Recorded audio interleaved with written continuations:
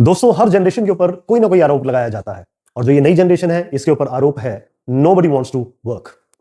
लेकिन आज मैं यहां पर आपसे क्वेश्चन पूछना चाहूंगा कि वाकई में अगर ये नई जनरेशन बिल्कुल भी काम नहीं करना चाहती तो इतने सारे लोग रोज सुबह थक कर दोबारा उन्हीं जॉब्स पर क्यों पहुंच जाते हैं जिनसे कि वो रोज मर रहे हैं, वो थक रहे हैं फिर भी पहुंच जाते हैं। तो शायद समस्या लोग नहीं है, शायद समस्या कुछ और है। तो चलिए आइए बात करते हैं। तो सबसे पहला रीजन आता है कम्यूटिंग। अगर आप एक मेट्रो सिटीज में देखते हैं या जहां प्राइवेट सेक्टर्स की ज्यादा जॉब है वहां देखते हैं तो 2023 में इकोनॉमिक टाइम्स ने एक सर्वे किया जिसमें कि उस सर्वे में पाया गया कि एक एम्प्लॉय रोज का वन साइडेड जो कम्यूट करता है दैट इज अराउंड 59 मिनट्स। यानी कि अगर आप देखें तो 59 मिनट्स इंटू 2 यानी कि आने जाने में 2 घंटे और कहीं कहीं पर यह टाइम 3 घंटे था।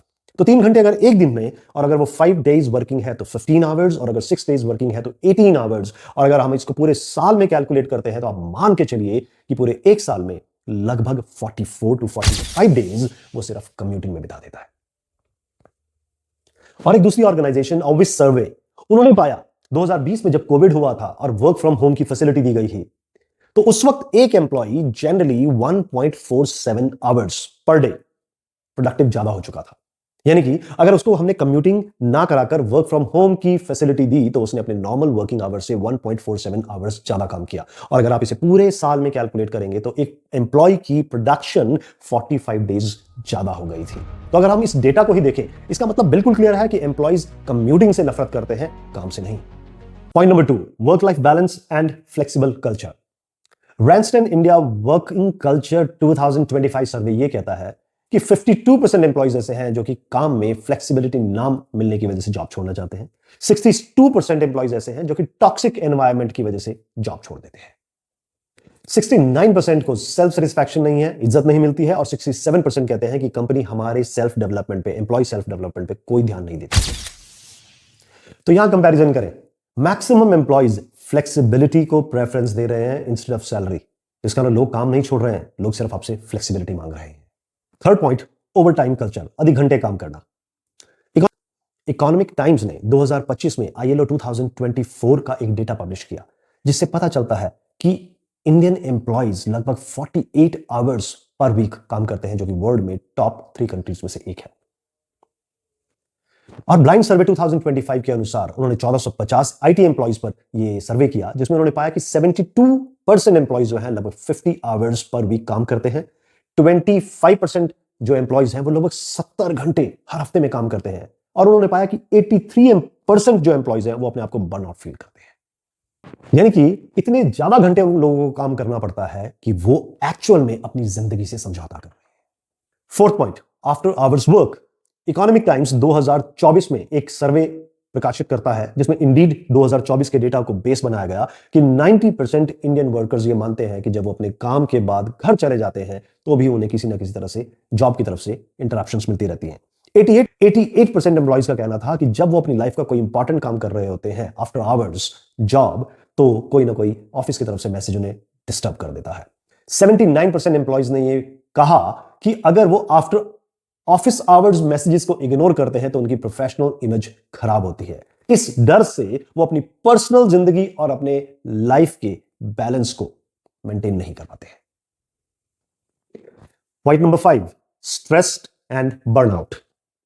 Blind survey and team lease digital survey ने 2025 में यह बात कही थी कि लगभग 57% आईटी एम्प्लॉइज ऐसे हैं जो कि अपनी जॉब को बाय द एंड ऑफ 2025 छोड़ देंगे और कभी भी आईटी फील्ड में नहीं आएंगे।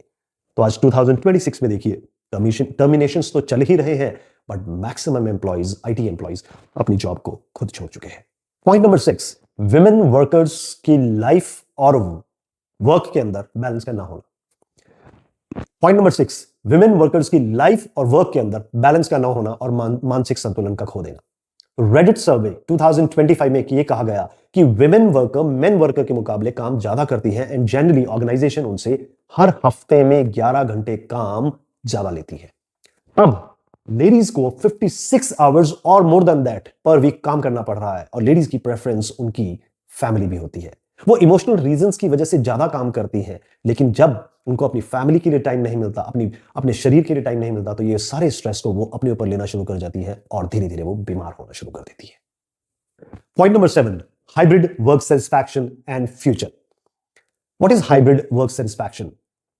पीटी ने 2024 में अपने सर्वे में पाया कि 97% of Indian working force hybrid culture को पसंद करती है। हाइब्रिड वर्किंग कल्चर मींस कि आप उनको फ्लेक्सिबिलिटी देते हैं काम करने की। आप उनको 5 की बजाय 4 डेज देते हैं और साथ में टास्क देते हैं कि इस टास्क को पूरा करना उनकी जिम्मेदारी है और वो घर जाकर भी उस पर काम करते हैं, लेकिन ऑफिस के एक दिन को कम करने के लिए। तो that is called hybrid work satisfaction. तो 97% एम्प्लॉइज कहते हैं कि यस, हम इस तरह के अरेंजमेंट से बहुत खुश हैं। अगर हाइब्रिड वर्क सेटिस्फैक्शन के मामले की बात करें तो 87% वर्ल्ड के अदर कंट्रीज में एम्प्लॉइज चाहते हैं कि वो ऐसा काम करें, बट इंडिया में ये परसेंटेज 97% है। और अगर हम देखें, हम ओवरऑल इंडियन वर्कफोर्स को देखें तो 52% लोग ऐसे हैं जो कि टाइम ऑफिस में बिताना चाहते हैं। यानी कि 48% एम्प्लॉइज कहते हैं कि आप हमें काम दे दीजिए, हमें टारगेट दे दीजिए, कितने दिन में काम चाहिए, हम उससे पहले पूरा करके दे देंगे, बट हमें ऑफिस में कम समय के लिए बिठाइए ताकि हमारी कम्यूटिंग का टाइम भी बच सके और हम ज्यादा प्रोडक्टिव भी हो सके। यानी कि वो चाहते हैं कि वो अपने परिवार के बीच में रहकर अपने कामों को पूरा करें, अपने बच्चों पर ध्यान दें और साथ ही साथ अपने वर्क लाइफ बैलेंस को भी मेंटेन करें। इसका मतलब बिल्कुल क्लियर है कि अगर हम इन 7 पॉइंट्स को एड्रेस कर सकें, जो कि ह्यूमन रिसोर्स का एक काम होता है। एचआर मैनेजर का काम सिर्फ एम्प्लॉइज को डांटना नहीं होता है, उनका काम होता है कि सेटिस्फाइड एम्प्लॉइज कैसे लाए जा सके या उनको कैसा वर्क कल्चर दिया जा सके जिसमें कि उनका सम्मान भी मेंटेन रहे और वो काम भी करे। अगर एम्प्लॉइज नहीं होंगे तो आप अपनी ऑर्गेनाइजेशन को कैसे चलाएंगे? तो एम्प्लॉइज काम नहीं छोड़ना चाहते, वो सिर्फ वर्किंग कल्चर को, वर्किंग कंडीशंस को चेंज करना चाहते हैं कि उनको हम फ्लेक्सिबिलिटी के साथ वो एनवायरमेंट दें, फ्लेक्सिबिलिटी के साथ वो फ्यूचर दें, फ्लेक्सिबिलिटी के साथ हम उन्हें वो सिक्योरिटी दें जिससे कि वो हमारे लिए ज्यादा प्रोडक्टिव होकर काम कर सके।